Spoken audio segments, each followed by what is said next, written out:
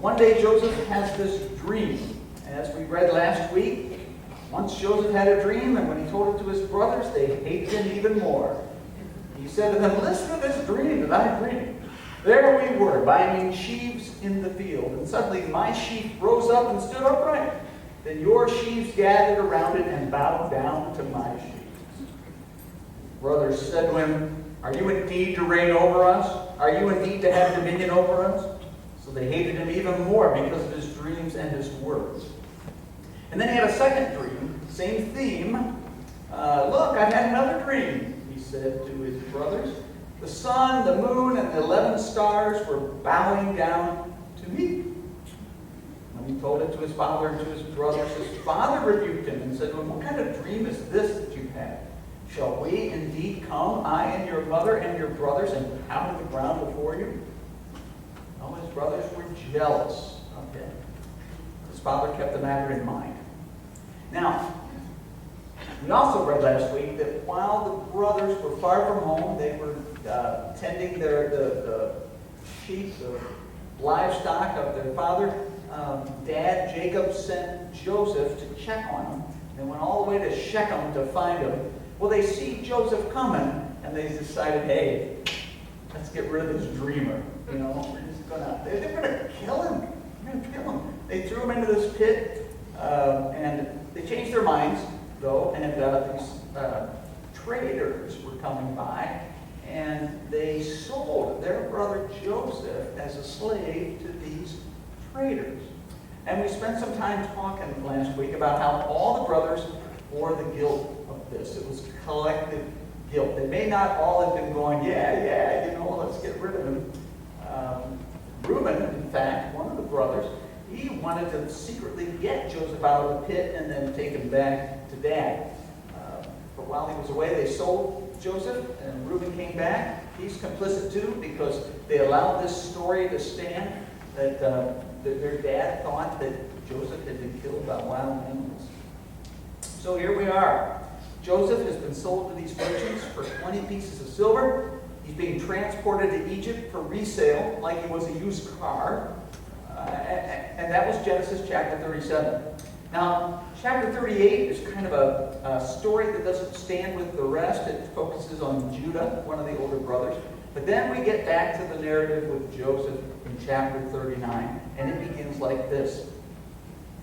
Now Joseph was taken down to Egypt, and Potiphar, an officer of Pharaoh, the captain of the guard, an Egyptian, bought him from the Ishmaelites who had brought him down there.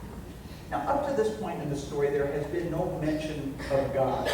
We know about the dreams, and we assume that the dreams are from God, and we'll be correct in that assumption, as we'll see by the end of the story. But it's reasonable, I think, to believe that Joseph thought the dreams would be realized. You know, he put stock in these dreams. And if you could put yourself in Joseph's place for a moment, wouldn't you wonder? I mean, you were just sold into slavery by your brothers, and now you're being carried to a different country. This does not sound like being elevated over those brothers. This does not even sound like a step on the way to great things. My family recently took a vacation to Washington State, and one of the things that we were looking forward to was seeing Mount Rainier. We had seen pictures of it. I think one of the things that makes it so beautiful is that the other mountains around it are so much smaller than Mount Rainier. So we're really looking forward to this. We had seen it from the plane as we came into Seattle at dusk.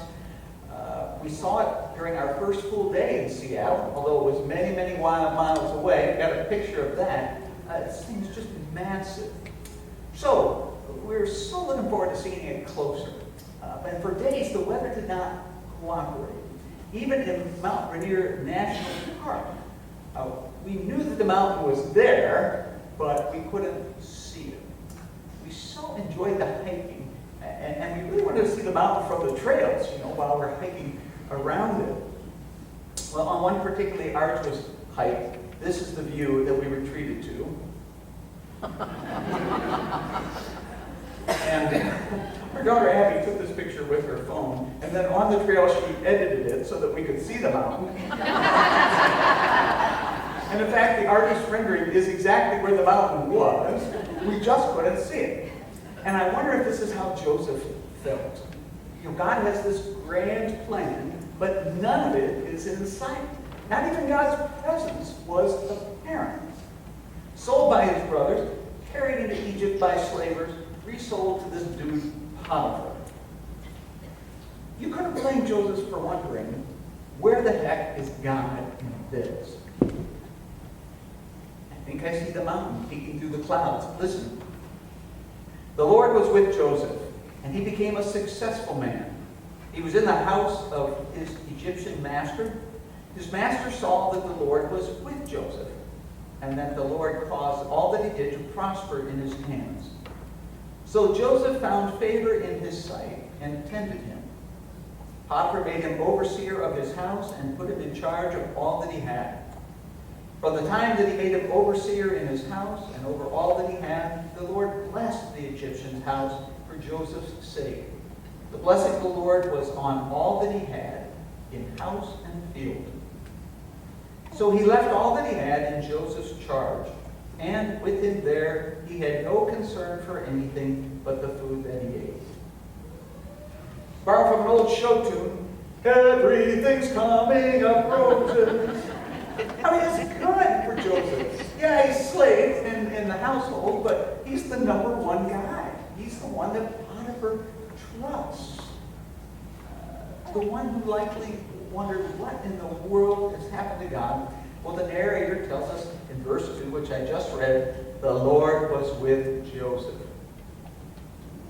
On vacation at the end of day one in the park, we were driving out of the park, one last stop before leaving. We got out of the rental car and we turned around, and there we saw in all of its glory, I give you Mount Rainier. Yeah, I mean, it was just like that moment, just spectacular. Where had the mountain been all that time? Well, it was right there, of course. And there would be other times that we wouldn't be able to see the mountain, but we took it on faith that the mountain was still there. Now, that's just a mountain. The stakes are much higher when it comes to God. We who choose to follow Jesus, we are going to have days when God seems absent. Joseph is about to have another one of those days. Now, Joseph was handsome and good looking. And after a time, his master's wife cast her eyes on Joseph and said, lie with me. The Hebrew includes the phrase, hubba hubba. This is not true. But Joseph refused and said to his master's wife, look, with me here, my master has no concern about anything in the house, and he has put everything that he has in my hand. He is not greater in this house than I am, nor has he kept back anything from me except you yourself, because you are his wife. How then could I do this great wickedness and sin against God? Joseph's demonstrating fidelity, faithfulness to his boss Potiphar, and this is directly connected to his relationship with God. He recognizes that to get it on with Mrs. Potiphar is not only to break with Mr. Potiphar, it is also to break with God. And although she spoke to Joseph day after day, he would not consent to lie beside her or to be with her. One day, however, when he went into the house to do his work, and while no one else was in the house, she caught hold of his garment, saying, lie with me. But he left his garment in her hand and fled and ran outside. When she saw that he had left his garment in her hand and had fled outside, she called out to the members of her household and said to them, see, my husband has brought among us a Hebrew to insult us. He came in to me to lie with me, and I cried out with a loud voice. When he heard me raise my voice and cry out, he left his garment beside me and fled outside. And she kept his garment by her until his master came home. And she told him the same story, saying, the Hebrew servant whom you have brought among us came in to me to insult me. But as soon as I raised my voice and cried out, he left his garment beside me and fled outside. When his master heard the words that his wife spoke to him, saying, this is the way your servant treated me, he became enraged. And Joseph's master took him and put him into the prison, the place where the king's prisoners were confined. He remained there in prison. Now, not to take liberties, but if I had been writing this narrative, I would at this point written, and Joseph said to himself, dang on it. I mean, you think about poor Joseph. He's done everything right. What happened to Joseph brings to mind that saying, no good deed goes unpunished. And Joseph had looked over Potiphar's household. He had been a faithful manager, a faithful steward of Potiphar's affairs. He refused an affair with Potiphar's wife. And what does he have to show for it? Prison. Maybe you have felt that way. Maybe you have done all the good that you know to do. You've been keeping your eyes on Jesus best you can, and boom, life blows up in your face. Joseph was utterly faithful to God and to his boss, Potiphar. He maintained integrity. He knew it would be wrong to sleep with Mrs. Potiphar, and he was even transparent with her about why he was saying no. And then she lodges this false accusation against him, and now he's in the big house. Sold into slavery. He's in the Huska, charged with doing the very thing he had scrupulously avoided. A lesser person might have given up on God right then and there. And who knows? Maybe Joseph was tempted to be done with the God of Abraham, Isaac, and Jacob, his father. But that's not how the story plays out. Listen. But the Lord was with Joseph and showed him steadfast love. He gave him favor in the sight of the chief jailer. The chief jailer committed to Joseph's care all the prisoners who were in the prison. And whatever was done, he was the one who did it. The chief jailer paid no heed to anything that was in Joseph's care, because the Lord was with him. And whatever Joseph did, the Lord made it prosper. One of my takeaways from this story is that it is possible to prosper no matter our circumstances. Sure, we would rather prosper outside of prison than in it. And that was the case with Joseph as well, as we'll hear next week when the story continues. Joseph would much rather be out of prison than he was trying to get out of prison. But in the meantime, Joseph chose to act with integrity within his circumstances. Whatever the jailer trusted him to do, he did it with all diligence. The Lord was with Joseph, the narrative says, and whatever he did, the Lord made it prosper. Now, some Christians will look at this narrative and they will think to themselves, well, God made all these things happen. It's just the sovereignty of God, right? I mean, it was God who made the brothers throw Joseph into the pit so that he could be rescued and moved to Egypt. And then it was God who made Potiphar's wife lodge this false accusation. God's directing every act. That's what some will say. But let me offer you an alternative. God has given people free will. And by God's grace, people are free to choose God. They're also free to choose against God. Sometimes people are going to choose against God, and sometimes their choices will have negative effects on others, including we choose to follow Jesus. But God can redeem bad things. God can bring good out of things that God never intended to happen. So this is how God is still sovereign, while at the same time preserving the free will that God grants people. The brothers throw Joseph into a pit, sell him to slavery. That's a bad thing. But God brings good from it. Joseph is faithful. He's faithful to Potiphar. He gains the highest position in the household. And then Potiphar's wife's actions result in Joseph being in prison. Yet God brings good from it. Joseph is faithful in prison and gains the trust of his jailer. At every step of the way, Joseph maintains his character and his integrity. Now, that doesn't mean he didn't feel discouraged or sad or fearful. You know, we cannot choose how we feel. Right? We feel what we feel. But we can always choose what we do. We can always choose how we act. When it goes against us, we can continue to faithfully follow Jesus, our Redeemer. By God's grace, we can keep our eyes on Jesus, enabled by the Holy Spirit to remain faithful. Our faith can keep us from giving up in despair.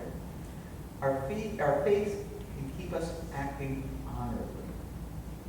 Our faith enables us to trust God, knowing that God can redeem. God can bring good out of the worst of circumstances.